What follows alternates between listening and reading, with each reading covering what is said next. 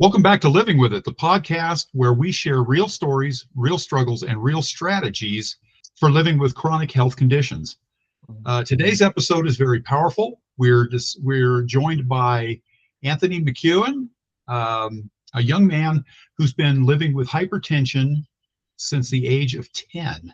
When most people think of high blood pressure, they usually don't picture that in kids. They usually think of it as an adult disease, and usually something that has to do with other poor health conditions, obesity, and so on. And none of those things fit Anthony. His story challenges the assumptions and brings awareness to how early and how serious this condition can be. Anthony, thank you for being with us here and sharing your story. Thank you for having me. I'm happy to do this. So let's start at the beginning. Okay. What led to your diagnosis at such a young age, and what do you remember about that time in your life? Well, I think it's just, it was a regular checkup. You know what I mean? No one really knew that I had hypertension. I was going for something which I can't remember what it was for, and I wish I knew exactly what the numbers were, but apparently it wasn't alarming enough to have the doctor, want to do something about it. And so it wasn't anything we knew about, just a regular checkup on something else, and that's how we found it. Well, at 10 years old, most kids aren't thinking about blood pressure at all. No. How was the condition explained to you back then, and how much did you really understand when they told you? Probably none of it. They explain it the best they can. I've always got the gist of, at a younger age, of how serious it was, but did I take it seriously? Not really. Mainly because I think it's something you don't feel. You don't feel any different. They call it the silent killer for a reason. Silent killer. Yes. So, and I think that kind of plays a part where they're saying these things, but I don't feel any different. For me, I think it wasn't until I started to get older that I started to take it more seriously. Right. So what role did your family play in helping you manage hypertension early on? Well, I think, listening to what the physicians had to say, being there for me, trying to explain it to me, trying to keep me, there's certain diets you need to take, or certain ways you just have to be that might, help this. But they have always been, as far as my parents, several doctor visits, because you go to a doctor, I've been to several. It kind of started with the one, and he sent me somewhere else, and then I went to somebody else, and they couldn't quite figure it out, and then they sent me somewhere else. So it was a lot of doctor visits, a lot of scans, ultrasounds, MRI, SPECT scans, stuff like that. You have to go through. That was there for me, through all that, and try to get me through it, to try to figure out what was going on, why was it so high. Right. So you had a lot of lifestyle changes that kids don't usually have to worry about, like diet, activities, and your daily routines. How did that affect you with your peers socially? So I feel like, as being younger, I feel like it didn't really, other than going to you get these extra scans done. Again, it wasn't something that I felt like I had. So other than being gone every once in a while to do these types of things, it didn't affect me too terribly much. Other than, at that age, you're just kind of doing this in and out of doctor. It becomes a little routine. So I didn't really feel super affected, as far as with my peers, you know what I mean? Just because I didn't really believe it was something at that age. You don't feel it. You don't really feel like it's something that's happening. Right. So it was just kind of in the background most of the time. I feel like for the most part, yeah. Yeah. So kids didn't treat you any different. knowing the ones that knew that you had this? Well, and I don't know if many people really even knew. Um, I know I didn't really tell too many people, even when I was, getting a little bit older, that I had it. I just kind of, I've been, I guess, a private person my entire life, so I don't know if too many people even knew. But the people that did know was very understanding. I've had a very good group of people in my life, so that has helped me a lot. Right. So not a lot of stigma associated with it. I don't think so. It wasn't something that you can see. Not something correct. Yeah, it's right. not something you can see. It's not really something you can feel.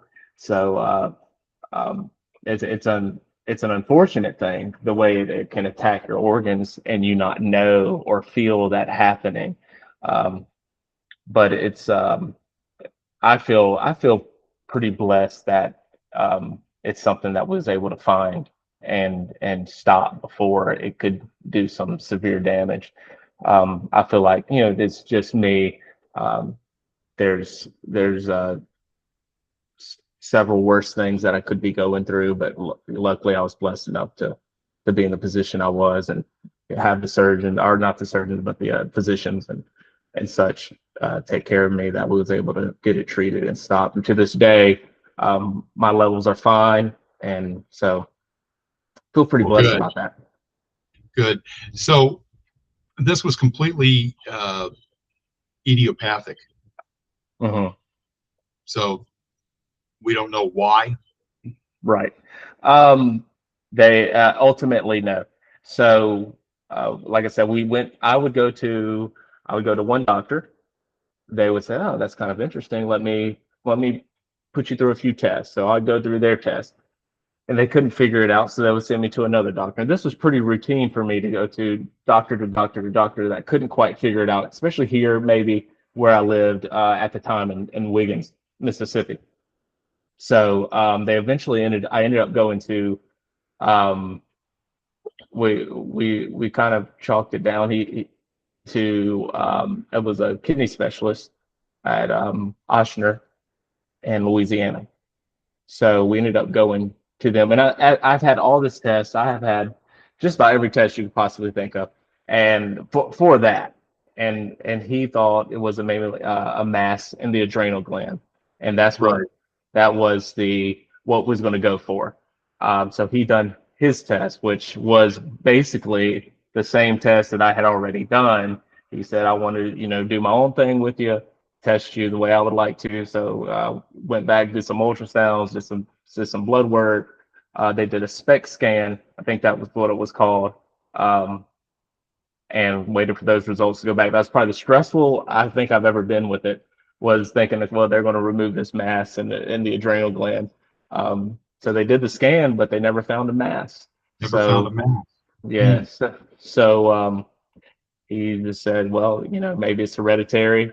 I got prescribed, it's maybe a few different medications from then to now. I've been on the same one for a long time now, but so they said maybe it's just something hereditary, and you can do this, and this is what I've been doing.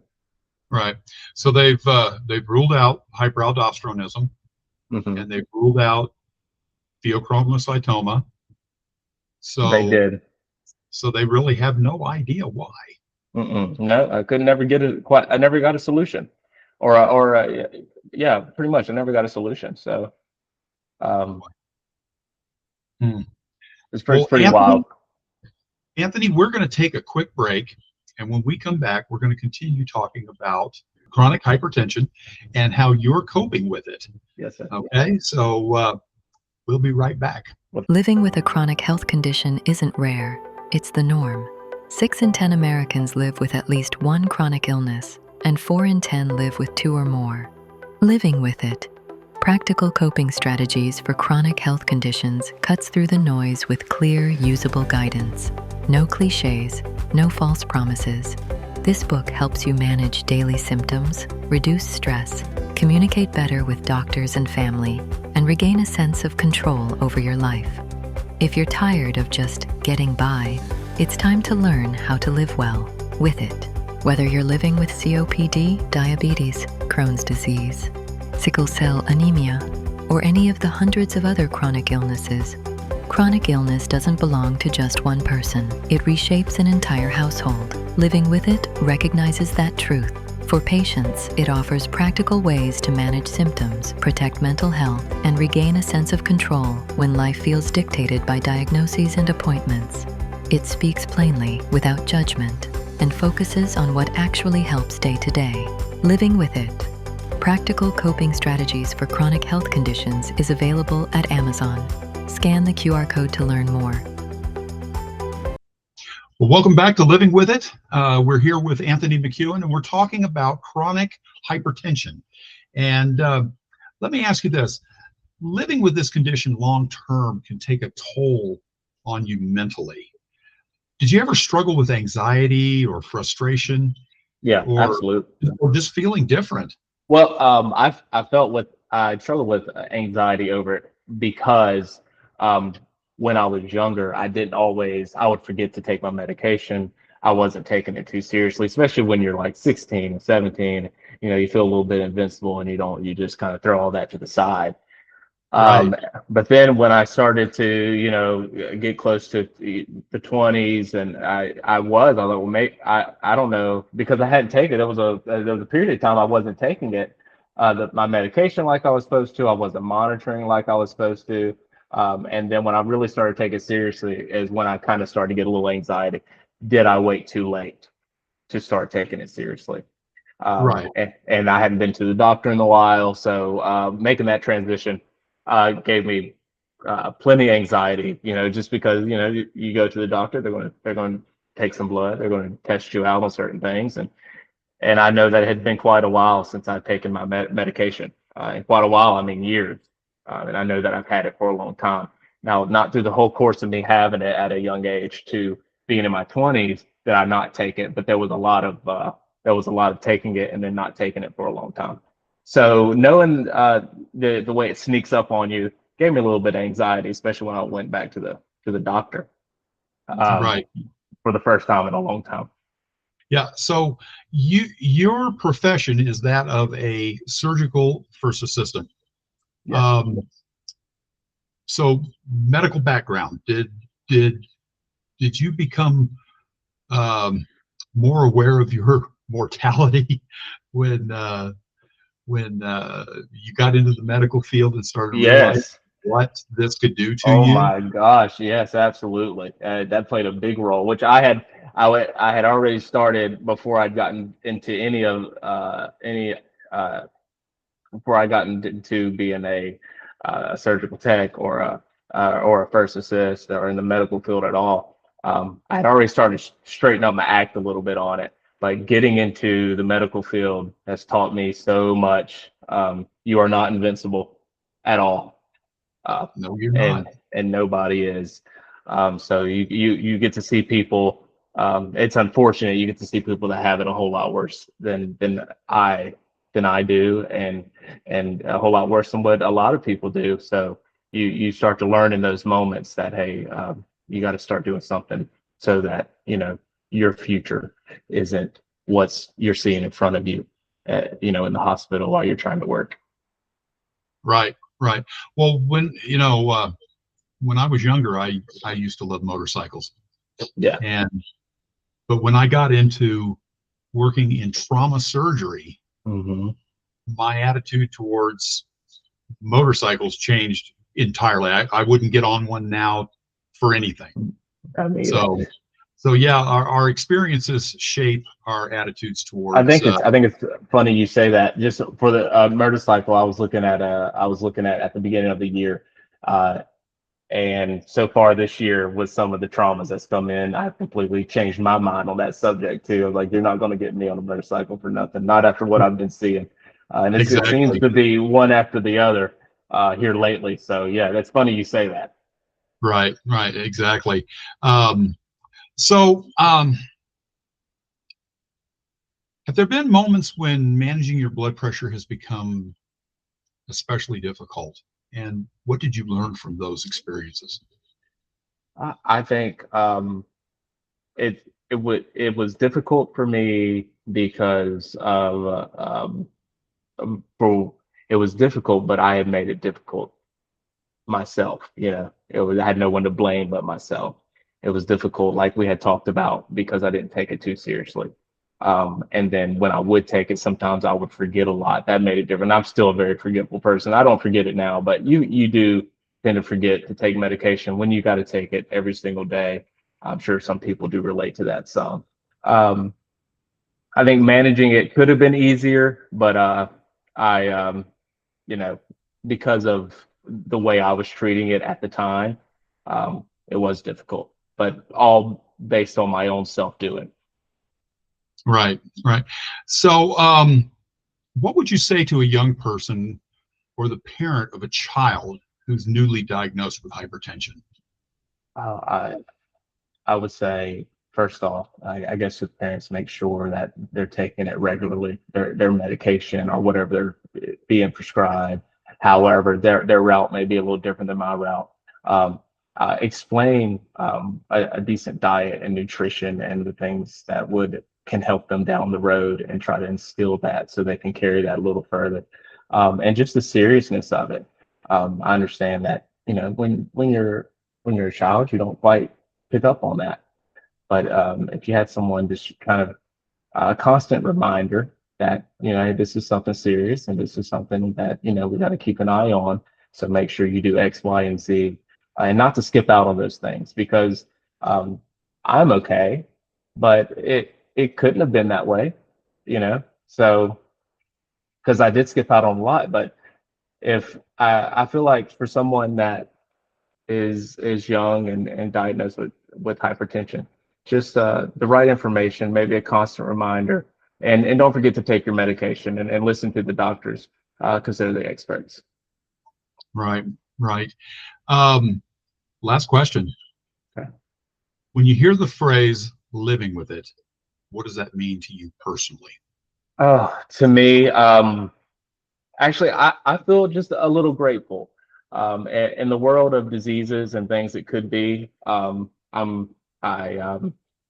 hypertension is a very serious thing, but for me, it was something that we was able to catch and we was able to correct. So for me, when I hear living with it, I just feel grateful that I had the people in my life and the doctors in my life and people that was willing to help me out and try to take care of that. And we have successfully done that. So grateful is what I feel. That's great news. It really is. I'm glad to hear that you're healthy. I'm glad to hear that you got a handle on this early on, so that it didn't cause all of the problems that hypertension can cause. Mm-hmm. Anthony, I really appreciate your honesty and your willingness to share your journey with us. Stories like yours helps to break down misconceptions and reminds people that chronic conditions don't always look the way we expect them to. If you're watching or listening to this story and this story resonates with you, or if you're navigating your own chronic health journey, you're not alone. For more real stories and practical coping strategies, be sure to check out the book Living with It, Practical Coping Strategies for Chronic Health Conditions. Don't forget to like, subscribe, and share this episode with someone who might need to hear it. Until next time, keep learning, keep advocating, and keep living with it. Anthony, thanks again for being with us. Thank you, Carson.